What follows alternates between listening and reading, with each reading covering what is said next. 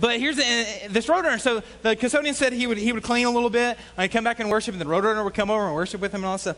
Well, the custodian has to vacuum, so he turns on the vacuum. Now, how many of you have animals in your house? What do they do when you turn on the vacuum? Or small children? Like, run. They don't like it. So he turns on the vacuum. The roadrunner takes off, runs straight into a glass window, and dies. Oh. First service laughed. Y'all are a lot more compassionate than runs into this glass door and dies. And so the custodian goes and gets the pastor. He's like, I killed our vision. Like, the roadrunner's dead. He was all crying. And Bill Johnson was like, where is he? Like, he's going to go pray for him, like lay hands on the roadrunner and pray for him. So he goes and he finds the roadrunner. It's dead. Of course it's dead. And Bill said he walked up to the scene, and the roadrunner was there, and he heard God say something that forever changed his life. He said this. He said, any dream that I give you that stays in the church will die. Any word that I give you that stays in here will implode on itself. It'll get perverted and it'll die. It's the same thing. When you hear but don't do, you start to die. And not in a good way like I was talking about earlier. But when you don't put into practice the things that you've learned, everything gets twisted. Everything gets twisted. Be a doer of the word. This is what another proverb says. A lazy man buries his hand in the bowl and will not as much bring his hand to his mouth. So here's this lazy man. He said, man, I'm hungry. Oh, here's an apple. I'm too lazy to eat it. I think that's funny. It's not funny, but it's funny, because this is the picture of some of our mindsets, is we have in our possession the very thing that we need to sustain us, but we're too lazy to put it into action. We have the thing that we need to fill us, yet we're not putting it into practice. Why? Because it's rooted in being lazy. It's rooted in being lazy. Being a doer of the word is what sustains your spirit. Here's the last one. This is a tough one. This is one that I want to take seriously. I mean, I've taken all of them seriously. But this one, I really feel like this is what the Lord wants to do with us today. Is the fifth thing to keep you from serving is self-hatred. Self-hatred. Some of you are saying, well, how's that? Well, first of all, in 1 John 4:19, it says, we love because Christ first loved us. So your ability to love others is actually dependent on God loving you first. You can't love others without having the love of God in you. You can try, but it's counterfeit. And it gets perverted, and it gets twisted, and it gets selfish, and it gets a very bad, ambitious in a bad way. So everything that you do is out of reaction of what God did first. That's mind-blowing. So he said, here's your love. You can now love because I loved you, because you can't give away what you don't have. So here's this love. But then in Matthew, he says this, love your neighbor what? So that leads me to believe that I can't love you if I don't love me. We've had this dumb theology that the past few years that we want to beat you down and you're horrible and you're worthless. But here Christ says, in order for you to love someone, you have to love yourself first. You have to be able to love yourself in here before any of these relationships work out. Have you ever noticed that people that don't love themselves have the worst relationships? You'll always find a way to self-sabotage your relationship. Why? Because you don't feel like you're worthy of love. And so when someone authentic comes in your life and starts to love on you, you'll actually sabotage that because in here you have heart issues. One of the scariest verses in Matthew 7, you don't have to turn there, but I'll close with this. Matthew 7, 21 through 23 is the story of the group of people that came to the Lord and they say, hey, Lord, we healed people in your name. We prophesied. We did great things for you. And he says, depart from me, I never knew you. That's a very interesting story. The word Lord is actually translated master.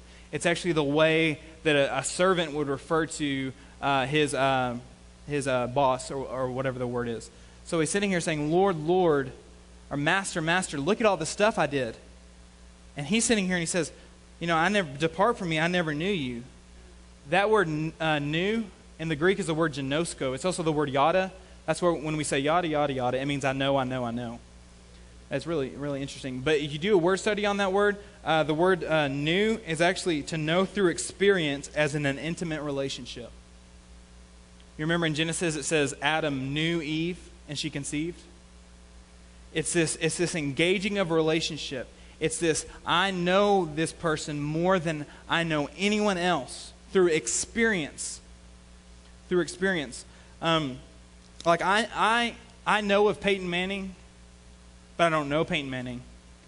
Like, I had a dream last week that he wanted to retire because he wanted to intern for us this summer. I was like, yes, God. But I don't know him. I know Kimmy.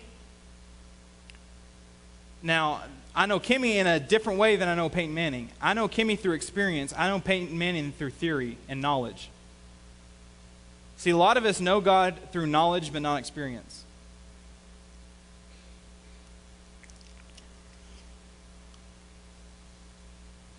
Now, this is interesting. He said, they didn't say, well, Jesus, we're not getting in because we never knew you. Jesus said, I never knew you. Now, it's interesting because he's all-knowing. So he's not saying it in that sense. What he's saying is, I never knew you through experience and relationship. I only knew you through knowledge. I have a knowledge of you, but you never let me come into your heart like a lover. You never let me come in here. I never knew you.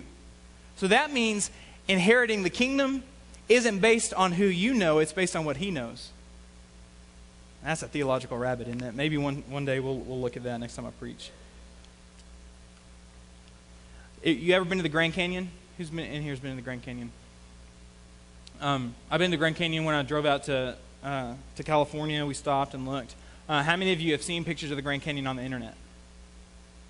Okay. I'm willing to bet that there's a vast difference between the way the people who have actually been to the Grand Canyon explain it and the people who have only seen it on the internet. See, there's a big difference between those who have gone and those who have yet to go.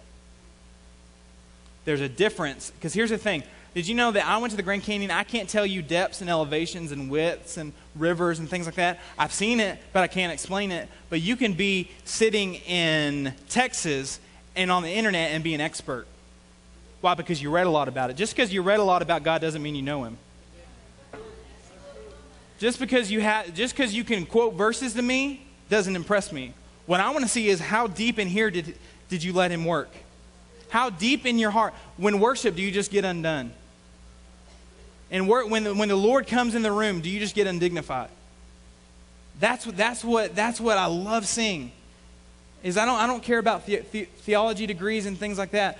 I care about people who experience. I mean, I care about them, but I'm interested in people who are after the heart of God. So here, and I want to invite the worship band to come back up. Here's the answer to our last question, or the question we asked at the beginning.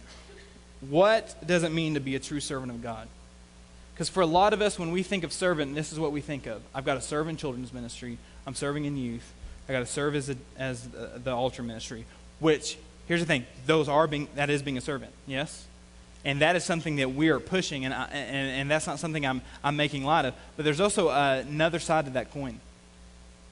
He's sitting here and he's saying, these people said, Lord, Lord, we did all these things in your name. But he's saying, I never knew you. So that leads me to believe this. And follow me here. This is the last point I want to make. That me being a servant of God is just as much letting him come in and do things in me as it is me doing things for him. Being a servant of the Lord is saying, okay, I want you to come and do a work in me, and that's actually serving the Lord.